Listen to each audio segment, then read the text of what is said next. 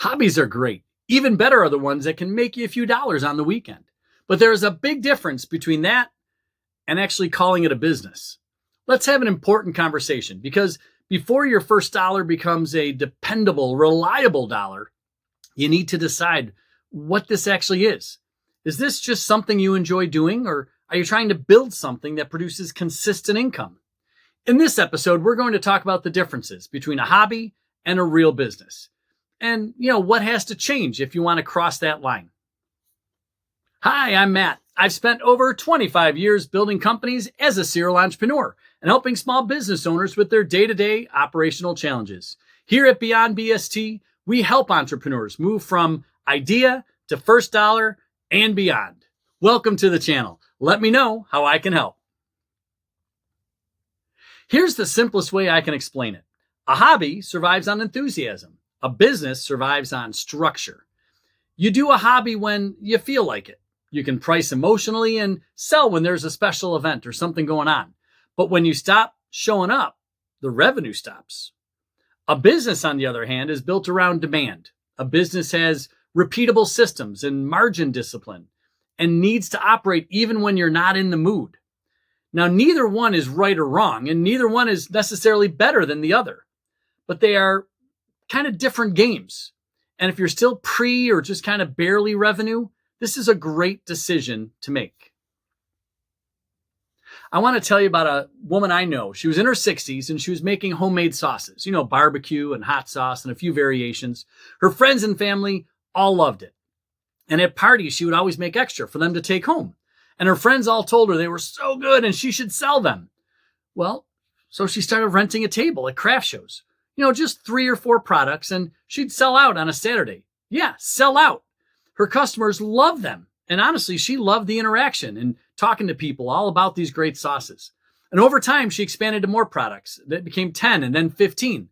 Seasonings and cooking sauces and simmering sauces. She really built a following. Now, here's where it gets interesting. The hobby model started to break down because at the weekend craft shows, people started asking where else they can get it. A local retailer even contacted her to see if they could carry it in the store. So now she had a choice to make. Do you stay a weekend craft seller or build a real business? Staying small would be easier and scaling might mean a lot more pressure. Ultimately, she chose to grow on her terms, very intentionally. She researched the differences between the cottage food and commercial food industries. She found a commercial kitchen and she met with the local health department. She bought all this bottling equipment to meet safety standards. She bought it secondhand to save money. And she learned the labeling regulations and handled compliance. She built a small retail relationship with a few stores. And she started a website. It's still not some massive 6-figure empire. And she still does 90% of the work herself. But it's a legitimate business. It has consistent revenue and it has a solid structure.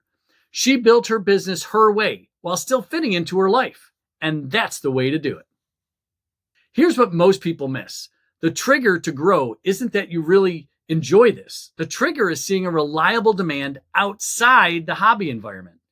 If revenue disappears the moment the craft show ends, it's still a hobby model, and there's nothing wrong with that. But if customers start asking, how do I buy this during the week? Or do you ship? Is there a website? What stores are you in? Now you're facing a real decision. Do you just want to have fun on the weekends and make a few bucks? Or do you want to grow this into something larger that could have real revenue?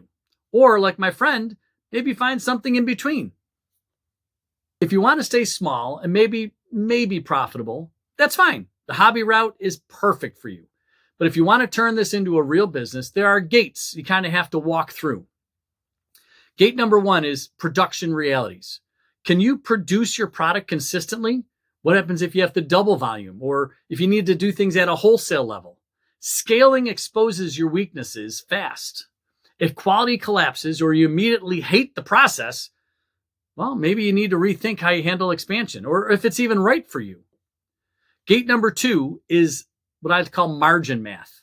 You've heard the expression that a business owner needs to know their numbers. The math is where many hobby businesses stall. There's so much you need to know. The true cost of goods, packaging, processing fees, retail margins, that could be 40, 50%. Returns, waste, competition. In the first 12 months, pricing is one of the most common early stage mistakes. Let's say it costs you $4 to make and the store marks it up 50%. Your $6 craft show price may not work anymore. At craft shows, you can feel your way through the pricing. In retail, the math has to work. The third gate is distribution and demand. At a craft show, traffic is just walking right by you.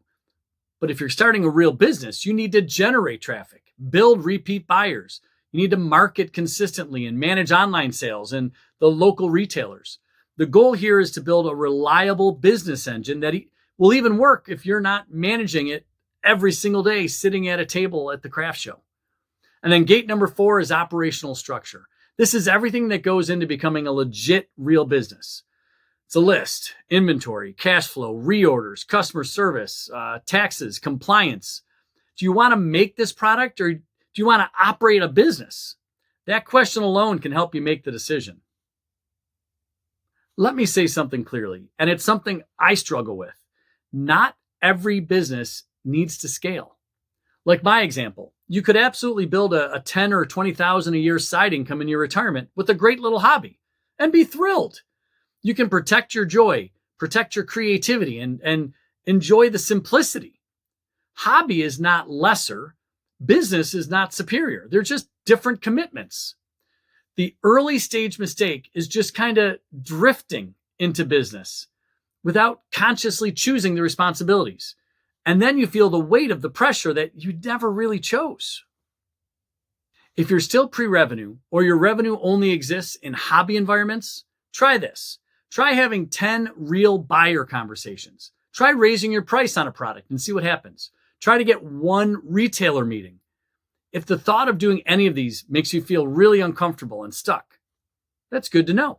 It's something that will need to be figured out if you plan on expanding. Maybe you attempt to double production once. You test an online offer. And if it all collapses under light pressure, again, that's just more information to process. But if it grows and you can handle it, well, that's also great information. And you might just have something real that fits your life too. Before your first dollar becomes your livelihood, decide intentionally. Do you want enthusiasm or structure? Do you want to make it or operate it? All of these are valid, but they are all different games. So intentionally choose the one you actually want to play. Hobby, business, neither are better. It's up to you. Hey, thanks for watching. I hope it was helpful. And if it was, hey, like, subscribe, and drop a comment or an email. That's where I look for future topics. Now, take a breath. You've got this. All right. What's next?